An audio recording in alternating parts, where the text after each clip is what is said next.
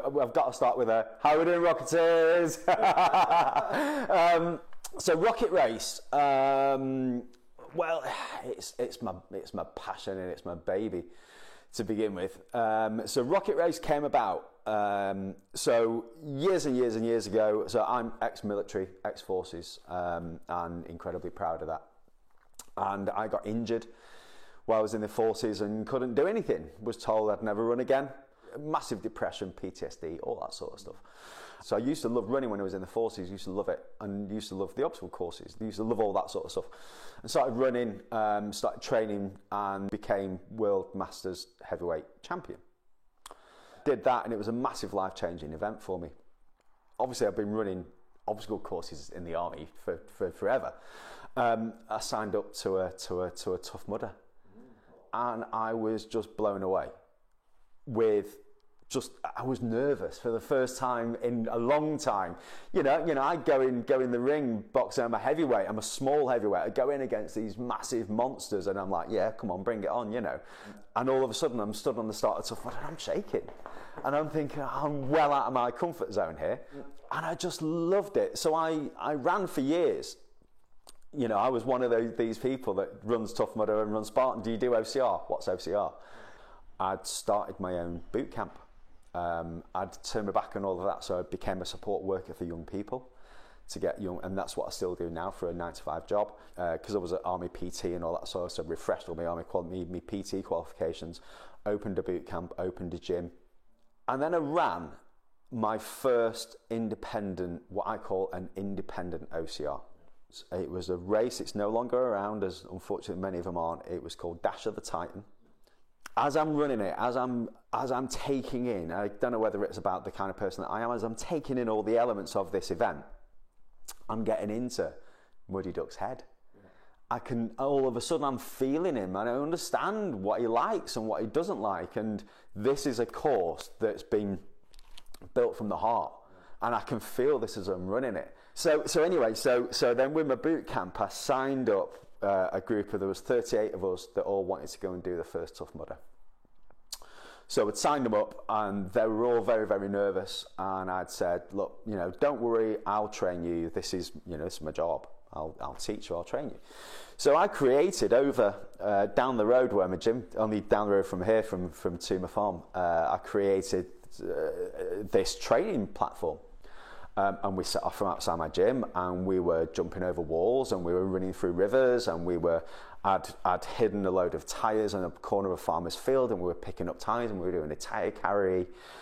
And I'm like, I've got a flair for this. I've got an eye for route selection. I've got an eye for what is it, what's a good, how to piece it together. Because obviously my PT background, and I'm already being a race director without having a race. Kate and Kerry came along. So they were part of the 38. I always wind them up and go, 38 middle-aged housewives. And they're like, that was one of me, that was one of me. And they said, we really love this, and we're going to back you. So and did the first event, and just the buzz from it was amazing. I'm willing to work harder than anybody else. I'm willing to push myself physically and emotionally harder than anybody else. And I purposely didn't want to be intimidating. I purposely wanted to be open to everybody.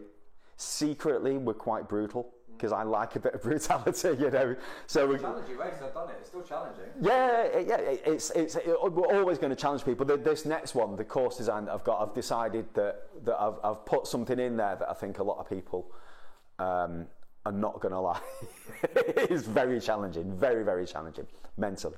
But I always say we're secretly brutal. You cannot get yourself over the amount of structures that we have out there. So it's, I guess it's a reflection of me. It's, I'm quite happy, and I'm a positive person, and I'm quite happy-go-lucky, but actually I'm definitely going to be able to kick your ass.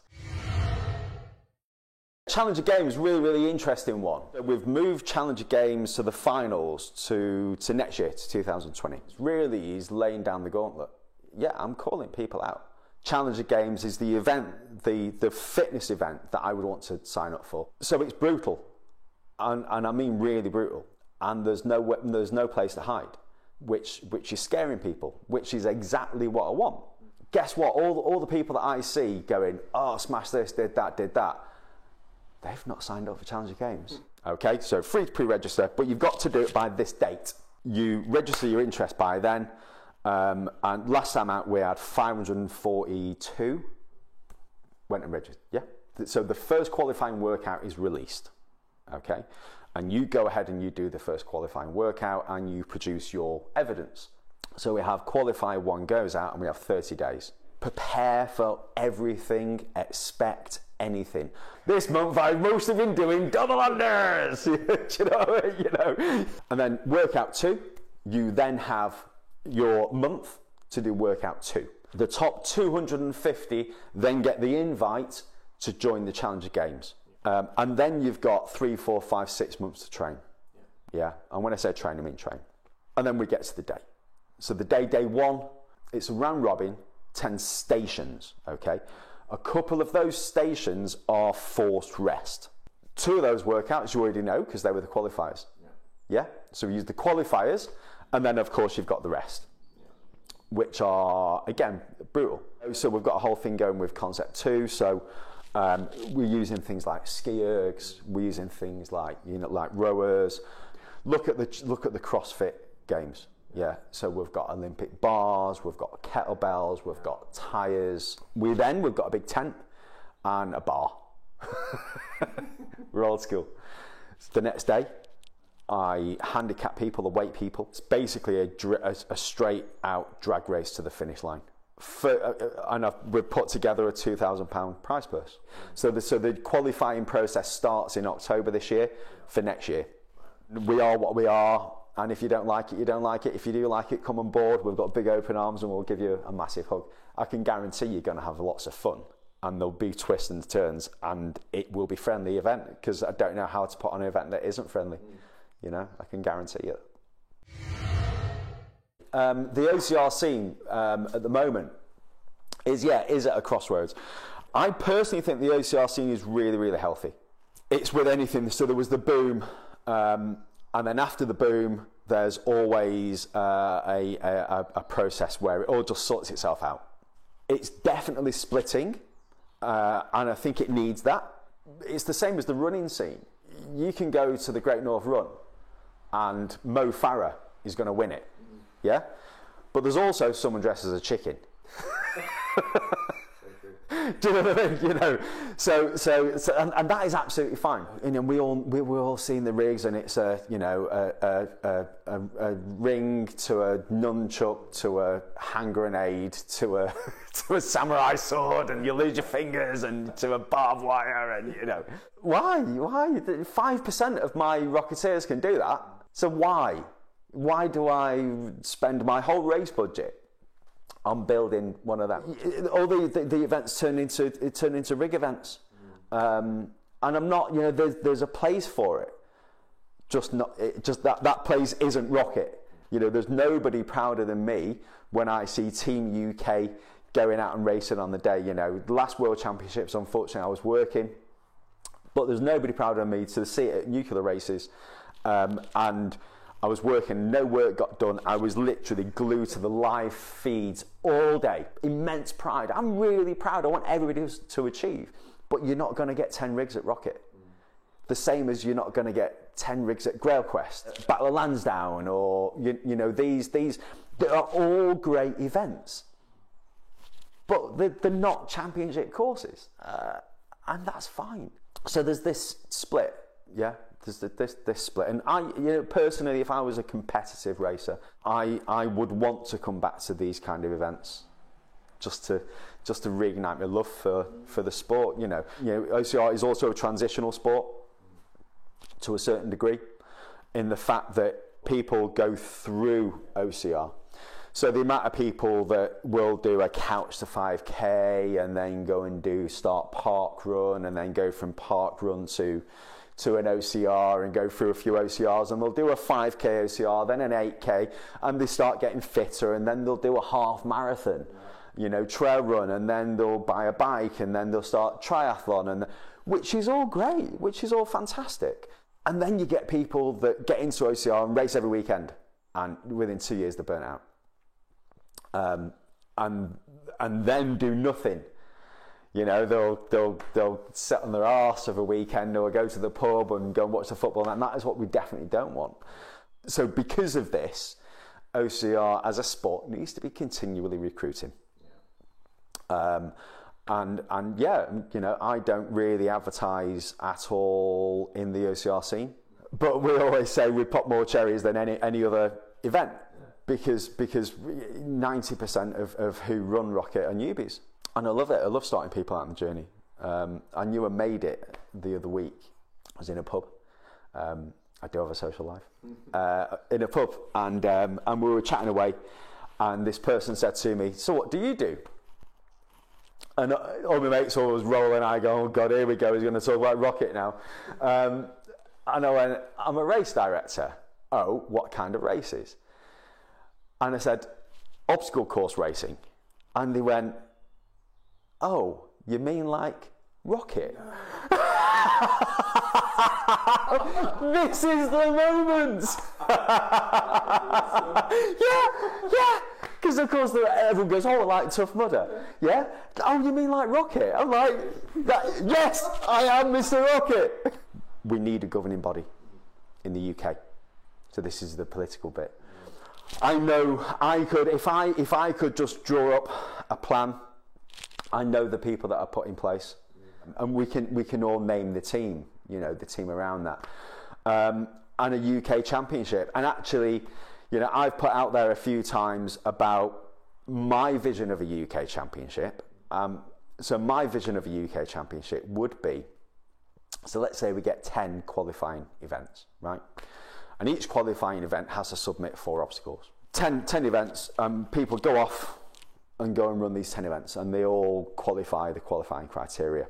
Those 10 events all go to one place with those 4 obstacles, okay? So everybody's qualified on those obstacles, yeah?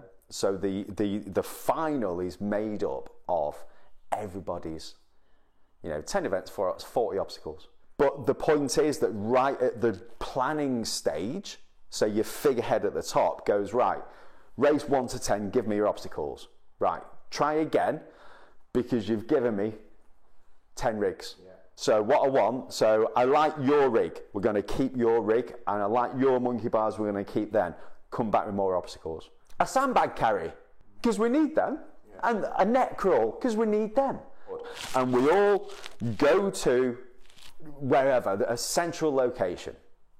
We go to a central location and we all have that championship weekend. And it's a festival of OCR, it's a festival of sport. And we can do a 3K sprint, and we can do a team event, and we can do a charity event, and we can do all that because we've got 10 races involved. But why aren't we doing this? I constantly hound the race directors group. And it's always the same 4, 5, 6 events that say, yeah, we're up for it, and nobody else. You know, whether I'd want to be a qualifier is another thing. I'm not too sure I would, because I'm not timed. I'm not, you know what I mean? You know, so I'd be quite happy to help and orchestrate and help direct, because I do believe we need it, and I believe that this format will give us a massive springboard. You know, and we can have this festival of OCR. We can have something that we're proud. UK OCR, the scene needs to go, and I believe that's where it will go eventually. I believe that that's where it has to go. So if we had a governing body, and you were to affiliate, and you pay your affiliation fees, which is what, 25, 30 quid a year, yeah. And for that affiliation, you get a bit of insurance. You get a bit of race cancellation insurance. And when you go to enter a race, if I'm an affiliated race, I'm an affiliated event, then instead of 40, 50, 60 quid, it's 35 quid. Because that's what happens in trail running and in normal running, and that's what happens everywhere else. The other thing that I think that I have this vision of is head-to-head racing. And sprint racing. I think head-to-head racing, stadium racing, that sort of stuff. You know, everybody's shared the videos on social media. South American fire crew that do the head-to-head, and they just rinse this course.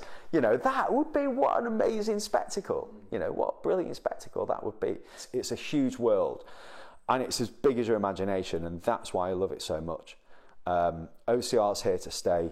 I think the OCR we have now is almost unrecognisable to the OCR we had 5 years ago, 6, 7, 8 years ago. So next event is 27th of April. We've got some new obstacles, so we've got 4 brand new obstacles to go out there. So we're using some real estate that we haven't used before, and we're going a bit further.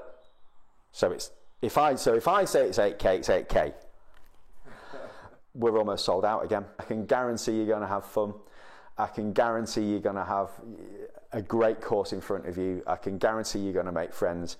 Come along on your own. Come along with a group. Come along with your family. Have your own little mini races. We've got some more surprises out there, as we always do. We've got some giggles out there, as we always do. And yeah, come and challenge yourself. The Dragon's Back's got wider. So if there's a message out there for all the other race directors, come and talk to me. Awesome. Cool. Nice one, mate.